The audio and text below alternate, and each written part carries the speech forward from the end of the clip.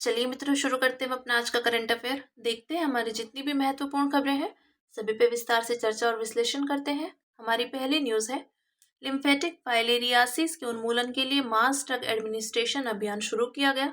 तो मास drug administration अभियान भारत की लिम्फेटिक फाइलेरियासिस उन्मूलन रणनीति का एक मुख्य घटक है। इसके विषय में जानते हैं। यह एक उपेक्षित उष्णकटिबंधीय रोग है। इसे हाथी पाव या एलिफेंटियासिस के नाम से भी जाना जाता है। कारक, तो यह रोग डायरियोइडिया कुल के सूक्ष्म परजीवी नेमाटोड यानी राउंडवॉर्म के कारण होता है। फाइलेरिया परजीवी का जीवन चक्र, संक्रमण आमतौर पर बचपन में होता है। यह मानव शरीर के लिम्फेटिक सिस्टम को प्रभावित करता है। इससे शरीर के अंग असामान्य रूप से बढ़ने लगते हैं। संचरण, तो मच्छरों के जरिए एक व्यक्ति से दूसरे व्यक्ति में संचारित होता है। प्रभाव है इसके शारीरिक और दीर्घकालिक दिव्यांगता, लिम्फोएडेमा यानी अंगों की सूजन और अंडकोश की सूजन, जिसे हाइड्रोसिल कहते हैं। फिर है मास ड्रग एडमिनिस्ट्रेशन क्या है? तो इसे राष्ट्रीय वेक्टर जनित रोग नियंत्रण केंद्र के नेतृत्व में शुरू किया गया है। स्वास्थ्य एवं परिवार कल्याण मंत्रालय। उद्देश्य, संक्रमित व्यक्तियों के रक्त प्रवाह में मौजूद सूक्ष्म फाइलेरिया परजीवियों को समाप्त करके 13 राज्यों के 111 स्थानिक जिलों में लिम्फेटिक फाइलेरियासिस का उन्मूलन करना। दवा उपचार में शामिल है डबल रोग रेजिमेन, तो डाई इथाइल कार्बामेजिन साइट्रेट और albendazole. Triple drug regimen IDA, तो ivermectin, diethylcarbamazine citrate और एल्बेंडाजोल। ठीक है। रणनीति, तो 2030 के एसडीजी लक्ष्य से पहले 2027 तक लिम्फेटिक फाइलेरियासिस को खत्म करने के लिए 5 आयामी रणनीति को अपनाया गया है, जो है mission mode mass drug administration, रुग्णता प्रबंधन और दिव्यांगता रोकथाम, वेक्टर नियंत्रण यानी निगरानी और प्रबंधन, उच्च स्तरीय पक्ष समर्थन तथा नवोन्मेषी पद्धतियां। फिर देखते हैं राष्ट्रीय वेक्टर जनित रोग नियंत्रण केंद्र के विषय में। तो ये वेक्टर जनित रोगों जैसे मलेरिया, जापानी इंसेफेलाइटिस, डेंगू, चिकनगुनिया, कालाजार और लिम्फेटिक फाइलेरिया की रोकथाम एवं नियंत्रण के लिए एक व्यापक कार्यक्रम है। वेक्टर जनित रोग मच्छर और टिक्स और पिस्सू जैसे खून चूसने वाले कीटों के काटने से मनुष्य एवं जानवरों में फैलने वाले संक्रमण है। ठीक है, अब बात करते हैं। रक्षा मंत्री के अनुसार देश में रिकॉर्ड 1.27 लाख करोड़ रुपए का घरेलू रक्षा उत्पादन हुआ।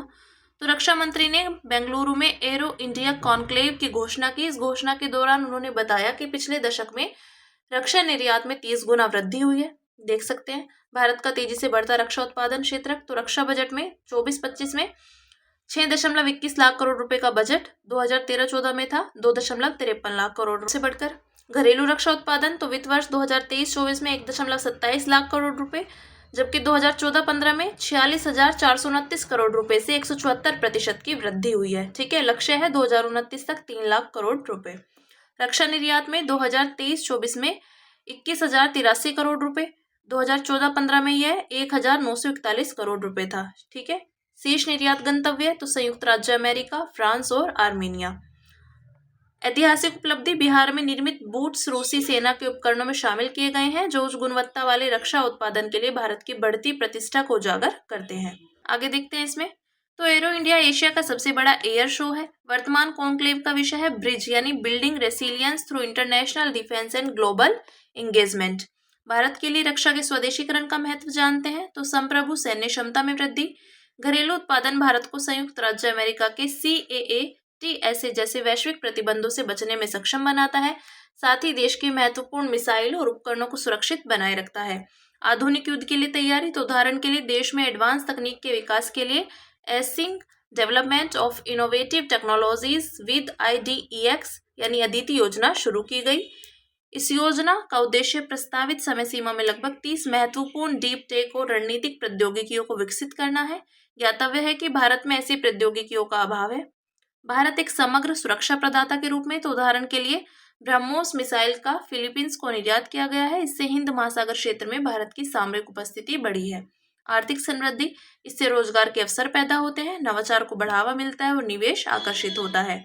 रक्षा क्षेत्र के स्वदेशीकरण के लिए शुरू की गई पहले, तो नीतियां और योजनाएं, रक्षा उत्पादन और निर्यात प्रोत्साहन नीति यानी मेक इन इंडिया, सकारात्मक स्वदेशीकरण सूची की अधिसूचना, रक्षा उत्कृष्टता के लिए नवाचार आदि। वैश्विक सहयोग, FDI सीमा में वृद्धि की गई है। स्वचालित मार्ग से 74% तथा सरकारी मार्ग से 100% FDI की अनुमति दी गई। इसके परिणाम स्वरूप आधुनिक प्रौद्योगिकी तक पहुंच की संभावना है। अन्य देखते हैं, तो आयुध निर्माणी बोर्ड का निगमीकरण किया गया है, रक्षा औद्योगिक गलियारे बनाए जा रहे हैं, सृजन पोर्टल लॉन्च किया गया है। ठीक है, बात करते हैं अगली न्यूज की जो है, भारत ने EFTA सदस्य देशों के साथ व्यापार और निवेश संबंधों को मजबूत करने के लिए EFTA डेस्क की शुरुआत की। तो EFTA डेस्क वास्तव में यूरोपीय मुक्त व्यापार संघ के देशों के साथ व्यवसायों के लिए मुख्य संपर्क बिंदु के रूप में कार्य करेगा। यह डेस्क बाजार की जानकारी प्रदान करेगा, समस्याओं को दूर करेगा और व्यापार के विस्तार में सहायता करेगा। EFTA डेस्क भारत EFTA मुक्त व्यापार समझौते का एक प्रमुख घटक है। TEPA व्यापार समझौता भारत और EFTA के बीच 2024 में संपन्न हुआ था ये। ठीक है, इसके मुख्य बिंदुओं पर एक नजर डालते हैं। तो पहला, बाध्यकारी मुक्त व्यापार समझौता। इस समझौते के तहत अगले 15 वर्षों में $100 बिलियन का निवेश और 1 मिलियन प्रत्यक्ष रोजगार के अवसर उत्पन्न करने का वादा किया गया। टैरिफ में कमी। तो EFTA ने 92.2% टैरिफ लाइन्स को समाप्त कर दिया है। इसका आशय है कि EFTA देशों को निर्यात की जाने वाली 92.2% वस्तुओं पर प्रशुल्क को समाप्त कर दिया गया है। इससे भारत के 99.6% निर्यात को लाभ मिलेगा। बाजार पहुंच। तो 100% गैर कृषि उत्पादों को बिना अवरोध के EFTA बाजार में पहुंच प्रदान की गई है। वही प्रसंस्कृत कृषि उत्पादों की बाजार पहुंच में टैरिफ से जुड़ी रियायतें दी गई हैं। सेवा उत्पादों की पहुंच का विस्तार। तो EFTA ने सेवा क्षेत्र के व्यापार में निम्नलिखित सुविधाएं प्रदान की हैं। मोड 1, तो सेवाओं के डिजिटल रूप में डिलीवरी। मोड 3, वाणिज्यिक उपस्थिति, यानी EFTA देशों में भारतीय कंपनियों को अपनी शाखाएं खोलने की अनुमति। मोड 4, EFTA देशों में सेवा क्षेत्र से जुड़े भारतीय कामगारों को अस्थायी प्रवास की सुविधा प्रदान करना।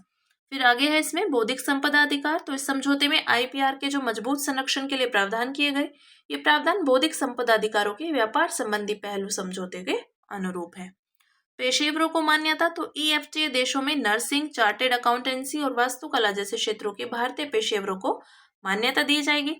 वस्तु उत्पत्ति के नियम यानी रूल्स ऑफ ओरिजिन्स एवं व्यापार संबंधी उपाय। तो सुचारू व्यापार सुनिश्चित करने और घरेलू उत्पादकों के हितों की सुरक्षा के लिए स्पष्ट प्रावधान किए गए हैं। रूल्स ऑफ ओरिजिन्स के तहत समझौते में शामिल देशों के कुल उत्पादों को ही इस समझौते का लाभ मिलेगा। व्यापार संबंधी उपायों के तहत आयात से घरेलू उत्पादकों को संरक्षण प्रदान करने के लिए कदम उठाए जाएंगे। ठीक है, बात करते हैं TEPA से जुड़ी चुनौतियों की। तो बौद्धिक संपदा अधिकार पर कठोर नियमों की वजह से भारत के जेनरिक दवा उद्योग को नुकसान पहुंच सकता है। भारत और EFTA देशों के बीच व्यापार असंतुलन की स्थिति है। स्विट्जरलैंड से सोने का अधिक आयात इसकी एक बड़ी वजह है। ऐसे में भारत सरकार को इस समझौते के कार्यान्वयन पर कड़ी निगरानी रखनी होगी। गौरतलब है कि 16 वर्षों की लंबी वार्ता के बाद यह मुक्त व्यापार समझौता संपन्न हुआ, जिससे जाहिर होता है कि दोनों पक्षों के बीच मतभेद अधिक रहे हैं। भविष्य में ये मतभेद चुनौती पेश कर सकते हैं। देखते हैं यूरोपीय मुक्त व्यापार संघ के विषय में। तो EFTA का गठन 1960 में हुआ था। यह आइसलैंड, लिक्टेनस्टीन, नॉर्वे और स्विट्जरलैंड का अंतर सरकारी संगठन है। इसका उद्देश्य मुक्त व्यापार और आर्थिक एकीकरण को बढ़ावा देना है। और EFTA देशों में स्विट्जरलैंड भारत का सबसे बड़ा व्यापार साझेदार देश है। इसके बाद नॉर्वे का स्थान है। ठीक है, अब बात करते हैं, भारत ने GI टैग वाले चावल के लिए नए हार्मोनाइज सिस्टम कोड जारी किए। तो इसके लिए सीमा शुल्क अधिनियम 1975 में संशोधन किया गया है ताकि GI मान्यता प्राप्त चावल किस्मों के लिए HS कोड प्रदान किया जा सके। इस संशोधन के चलते वित्त मंत्रालय से किसी विशेष अधिसूचना या किसी बाधा के बिना GI टैग वाले चावल का निर्यात किया जा सकेगा। हार्मोनाइज सिस्टम के विषय में जानते हैं। तो ये विश्व सीमा शुल्क संगठन द्वारा विकसित एक वैश्विक उत्पाद वर्गीकरण प्रणाली है। वर्गीकरण संरचना इसकी। तो हार्मोनाइज सिस्टम के तहत विविध श्रेणियों, वर्गीकरण और वस्तुओं के लिए 6 अंकों का एक विशिष्ट कोड प्रदान किया जाता है। देशों को पहले 6 अंकों के बाद लंबे कोड जोड़ने की अनुमति होती है ताकि और अधिक वर्गीकरण किया जा सके। गवर्नेंस और अपडेट्स। तो हार्मोनाइज सिस्टम को the international convention on the harmonised commodity description and coding system द्वारा प्रकाशित किया जाता है। सदस्य देशों से बनी HS समिति हार्मोनाइज सिस्टम वर्गीकरण प्रणाली की निगरानी करती है और हर 5 से 6 साल में इसे अपडेट भी करती है। व्यापक तौर पर इस्तेमाल। तो यह लगभग 98% अंतर्राष्ट्रीय व्यापार को वर्गीकृत करता है। इसमें 5000 से अधिक कमोडिटी समूह शामिल है। इसे 200 से अधिक देशों द्वारा अपनाया गया है। हार्मोनाइज सिस्टम के लाभ। तो यह साझा कोडिंग पद्धति देशों को वैश्विक व्यापार में उत्पादों को व्यवस्थित करने और उन्हें ट्रैक करने में मदद करती है। आंतरिक करों, व्यापार नीतियों आदि के लिए सरकारों, अंतर्राष्ट्रीय संगठनों और निजी संगठनों द्वारा इसका व्यापक रूप से उपयोग किया जाता है। यह अंतर्राष्ट्रीय व्यापार की लागत को कम करता है और आर्थिक अनुसंधान को बढ़ावा देता है। ठीक है, देखते हैं विश्व सीमा शुल्क संगठन के विषय में। तो मुख्यालय इसका ब्रुसेल्स यानी बेल्जियम में स्थित है। उत्पत्ति WCO की स्थापना 1952 में कस्टम्स कोऑपरेशन काउंसिल के रूप में की गई थी। यह एक स्वतंत्र अंतर सरकारी निकाय है। इसका उद्देश्य सीमा शुल्क प्रशासन की प्रभावशीलता और दक्षता को बढ़ाना है।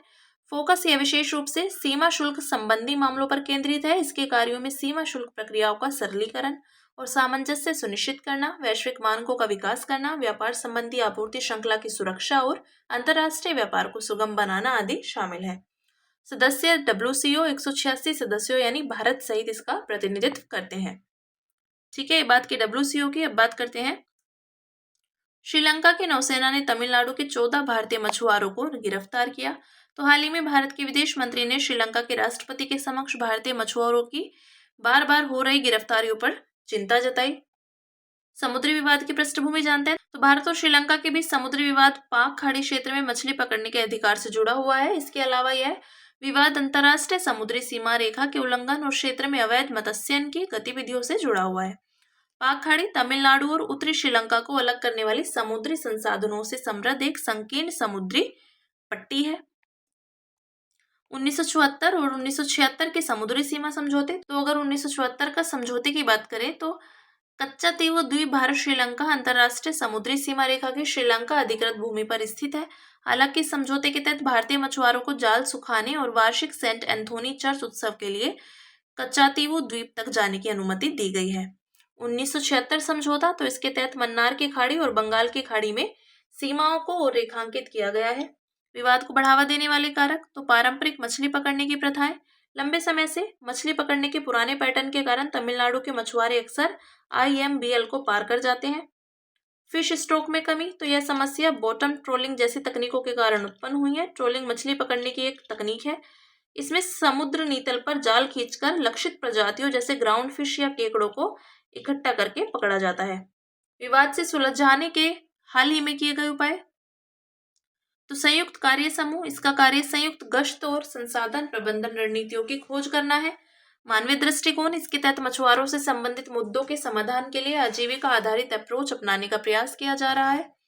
तकनीकी हस्तक्षेप तो इसकी आवश्यकता गलती से IMBL को पार कर जाने से मछुआरों को रोकने और संधारणी या मछली पकड़ने की प्रथाओं को बढ़ावा देने के लिए, उदाहरण के लिए GPS का इस्तेमाल करना।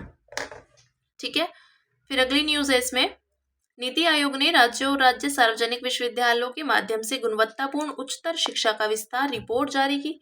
तो यह रिपोर्ट उच्चतर शिक्षा के क्षेत्र में विशेष रूप से राज्यों और राज्य सार्वजनिक विश्वविद्यालयों पर केंद्रित अपनी तरह का पहला नीतिगत दस्तावेज है।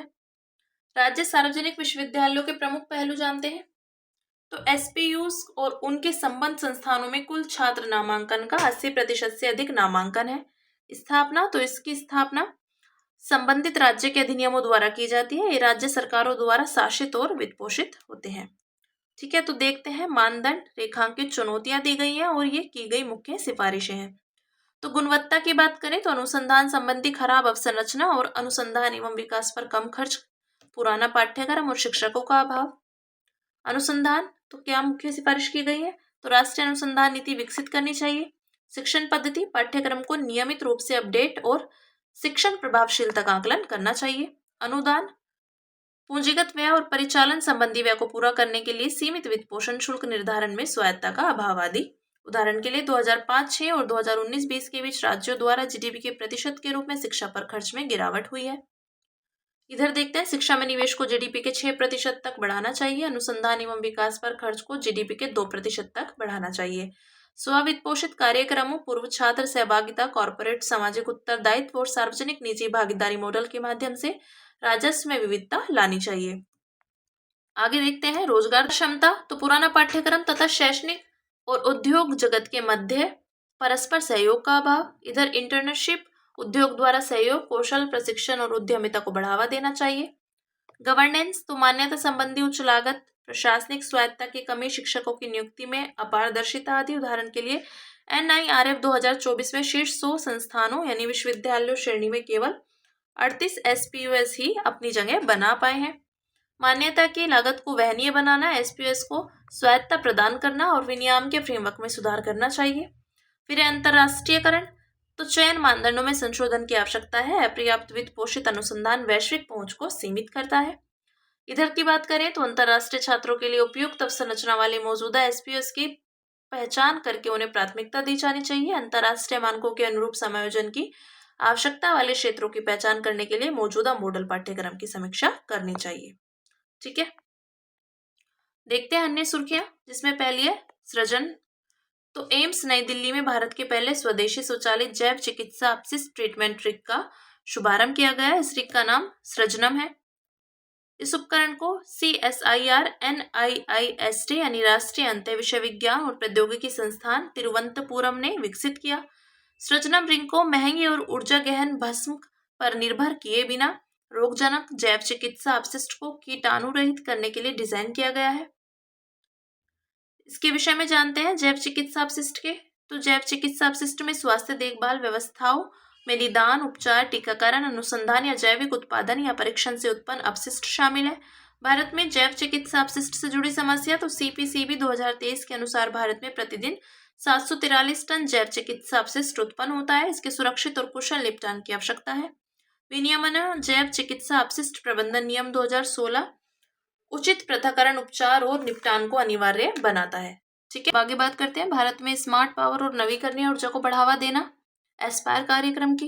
तो भारत और यूनाइटेड किंगडम ने चौथी भारत यूनाइटेड किंगडम ऊर्जा वार्ता के भाग के रूप में द्विपक्षीय एस्पायर कार्यक्रम के दूसरे चरण की शुरुआत की। तो ये एक द्विपक्षीय पहल है जिसका उद्देश्य भारत में स्वच्छ एनर्जी ट्रांजिशन और संधारणीय विकास को बढ़ावा देना है। एस्पायर के दूसरे चरण के तहत मुख्य फोकस तो 24 घंटे बिजली आपूर्ति, निर्बाध बिजली सुनिश्चित करने के लिए तकनीकी सहायता प्रदान करना, नवीकरणीय ऊर्जा विस्तार, औद्योगिक दक्षता एवं डिकार्बोनाइजेशन यानी ऊर्जा दक्षता को बढ़ावा देना और कार्बन उत्सर्जन को कम करना। यह कार्यक्रम भारत के विद्युत मंत्रालय और नवीन एवं नवीकरणीय ऊर्जा मंत्रालय के साथ साझेदारी में कार्यान्वित किया गया है। ठीक है, अब बात करेंगे बाजार हस्तक्षेप योजना की। तो सरकार ने बाजार हस्तक्षेप योजना से संबंधित कुछ दिशा निर्देशों में संशोधन किया। जानते हैं इसके विषय में। तो इसे PM आशा की एकीकृत योजना का एक घटक बनाया गया है। PM आशा का उद्देश्य मूल्य समर्थन योजना, प्राइस डेफिशिएंसी पेमेंट स्कीम, निजी खरीद और स्टॉकिस्ट योजना जैसे घटकों के माध्यम से किसानों के लिए लाभकारी मूल्य सुनिश्चित करना। उद्देश्य है किसानों को शीघ्र खराब होने वाले कृषि बागवानी आधारित उत्पादों को आर्थिक संकट के समय दबाव में आकर बिक्री करने से बचाना। कार्यान्वयन तंत्र तो खरीद के लिए राज्य और संघ राज्य क्षेत्र सरकार के अनुरोध पर शर्त विगत सामान्य सीजन के दौरान दरों की तुलना में राज्य और केंद्र शासित प्रदेशों में प्रचलित बाजार मूल्य में न्यूनतम 10% की कमी होने पर ही MIS लागू की जाएगी। खरीद और कवरेज तो फसलों की उत्पादन मात्रा की खरीद कवरेज सीमा को मौजूद 20% से बढ़ाकर 25% कर दिया गया है। नेक्स्ट है इसमें बॉम्बे ब्लड ग्रुप। तो हाल ही में डॉक्टरों ने एक दुर्लभ बॉम्बे रक्त समूह वाले मरीज में क्रॉस ब्लड ट्रांसप्लांट किया है। इसके विषय में जानते हैं। ये एक दुर्लभ रक्त समूह है। इसकी सर्वप्रथम खोज मुंबई में 1952 में YM भेंडे द्वारा की गई थी। लक्षण है सीरम में NTA, NTB और एंटी सेकेंड एंटीबॉडी की उपस्थिति जो ABO प्रणाली के सभी रक्त समूहों में समूहन का कारण बन सकती है। यह तब होता है जब सीरम में मौजूद एंटीबॉडी लाल रक्त कोशिकाओं पर स्थित रक्त समूह एंटीजन के साथ प्रतिक्रिया करती है। रक्त में समूहन वास्तव में लाल रक्त कोशिकाओं का एक साथ संचय होना है। नैदानी विशेषता तो बॉम्बे ब्लड ग्रुप वाले व्यक्ति को किसी भी ABO समूह से रक्त नहीं दिया जा सकता जिसमें टाइप O भी शामिल है। O ब्लड ग्रुप में H एंटीजन होता है। नोट, बॉम्बे ब्लड ग्रुप वाले व्यक्ति केवल किसी अन्य बॉम्बे ब्लड ग्रुप दाता से ही रक्त प्राप्त कर सकते हैं। ठीक है, नेक्स्ट है दक्षिण एशियाई मुक्त व्यापार क्षेत्र यानी साफ्टा। तो solvent extractors association of India ने रूल ऑफ ओरिजिन का हवाला देते हुए केंद्र से नेपाल से रिफाइंड सोयाबीन और पाम ऑयल के आयात में वृद्धि को नियंत्रित करने का आग्रह किया। इसकी उत्पत्ति सार्क के मुक्त व्यापार समझौते यानी साफ्टा ने 2006 में 1993 के सार्क अधिमान्य व्यापार समझौते का स्थान लिया था। अफगानिस्तान, बांग्लादेश, भूटान, भारत, मालदीव, नेपाल, पाकिस्तान और श्रीलंका इसके सदस्य हैं। अल्पविकसित देशों के लिए विशेष उपाय तो साफ्टा ने अपनी प्रस्तावना में LDCS के लिए विशेष उपचार की आवश्यकता को स्वीकार किया। खराब परिवहन अवसंरचना, राजनीतिक विवाद आदि के कारण दक्षिण एशिया का अंतर क्षेत्रीय व्यापार कम बना हुआ है जो 5% के आसपास है। ठीक है, फिर नेक्स्ट लंपी स्किन डिजीज। तो भारत बायोटेक और ICAR द्वारा हाल ही में विकसित LSD vaccine bio lumpy vaccine को केंद्रीय औषधि मानक नियंत्रण संगठन से लाइसेंस मिला है। इसके विषय में जानते हैं। यह एक विषाणु जनित रोग है। यह रोग से मुख्यतः गायों और भैंसों को प्रभावित करता है। यह रोग पॉक्सवीरेडे फैमिली में कैप्रीपोक्स वायरस जीन्स के लंपी स्किन डिजीज वायरस द्वारा फैलता है। लक्षण इसमें बुखार, त्वचा पर गांठें पड़ना तथा प्रभावित पशु की मृत्यु भी हो सकती है। परंतु रक्त चूसने वाले कीटों द्वारा जैसे मक्खियों, मच्छरों या टिक्स की कुछ प्रजातियों से राज्यों को प्रशिक्षण, जागरूकता और टीकाकरण कार्यक्रमों के माध्यम से LSD से निपटने के लिए केंद्रीय वित्त पोषण प्राप्त होता है। ठीक है, अब बात करेंगे साइक्लोन 2025 की। तो भारत और मिस्र ने संयुक्त सैन्य अभ्यास साइक्लोन 2025 का शुभारंभ किया। प्रतिभागी हैं इसके भारत और मिस्र, स्थान राजस्थान है। उद्देश्य रक्षा सहयोग को बढ़ाना, अंतर संचालन क्षमता में सुधार करना तथा मरुस्थलीय युद्ध में विशेष बलों के कौशल को साझा करना। Next, graphene. तो शोधकर्ताओं ने ट्विस्टेड बिलायर ट्रिलायर ग्राफीन में एक नई क्वांटम अवस्था खोजी है। इस अवस्था में इलेक्ट्रॉन एक जालीनुमा संरचना बनाते हैं। यह संरचना विशेष प्रकार की प्रतिरोध मुक्त एच धाराओं को सक्षम बनाती है। यह खोज क्वांटम कंप्यूटिंग में सहायक हो सकती है क्योंकि यह शोर के खिलाफ स्थिरता प्रदान करेगी। ग्राफीन के विषय में देखते हैं तो ग्राफीन कार्बन का एक अपरूप है। इसमें कार्बन परमाणुओं की एक एकल परत यानी मोनोलेयर होती है। ये परमाणु मधुमक्खी के षटकोणीय छत्ते जैसी जाली में कसकर बंधे होते हैं। यह सबसे पतला, सबसे हल्का और सबसे मजबूत पदार्थ है जो स्टील से 200 गुना मजबूत और कागज से 1000 गुना हल्का है। यह 98% पारदर्शी, रासायनिक रूप से स्थिर और अत्यधिक सुचालक है। ठीक है, अब बात करेंगे सुर्खियों में रहा स्थल है जाम्बिया, राजधानी लुसाका। तो एरो इंडिया 2025 के दौरान भारत के रक्षा मंत्री और जाम्बिया के रक्षा मंत्री के बीच द्विपक्षीय बैठक आयोजित की गई। भूमि सीमाएं देखते हैं तो इसकी सीमाएं उत्तर में तंजानिया, पूर्व में मलावी, दक्षिण पूर्व में मोजाम्बिक, दक्षिण में जिम्बाब्वे, दक्षिण पश्चिम में बोत्सवाना और नामीबिया, पश्चिम में अंगोला तथा उत्तर पश्चिम में डेमोक्रेटिक रिपब्लिक ऑफ कांगो से लगती है। समुद्री सीमाएं, कोई समुद्री सीमा इसकी नहीं है। भौगोलिक विशेषताएं, तो यहाँ उष्णकटिबंधीय जलवायु पाई जाती है। आमतौर पर अक्टूबर से अप्रैल तक वर्षा ऋतु होती है। प्रमुख नदियां हैं जाम्बेजी नदी यानी विक्टोरिया फॉल्स के लिए प्रसिद्ध है ये, काफू नदी और लुआंगवा नदी। सबसे ऊंची चोटी माफिंगा सेंट्रल 7674 फीट जो जाम्बिया मलावी सीमा पर माफिंगा पहाड़ियों में स्थित है। ठीक है, तो ये बात की हमने जाम्बिया की। तो हमारी आज की जितनी भी महत्वपूर्ण खबरें थी हमने सभी पे विस्तार से चर्चा और विश्लेषण किया। अब इसी के साथ मिलते हैं कल अपनी नई खबरों के साथ।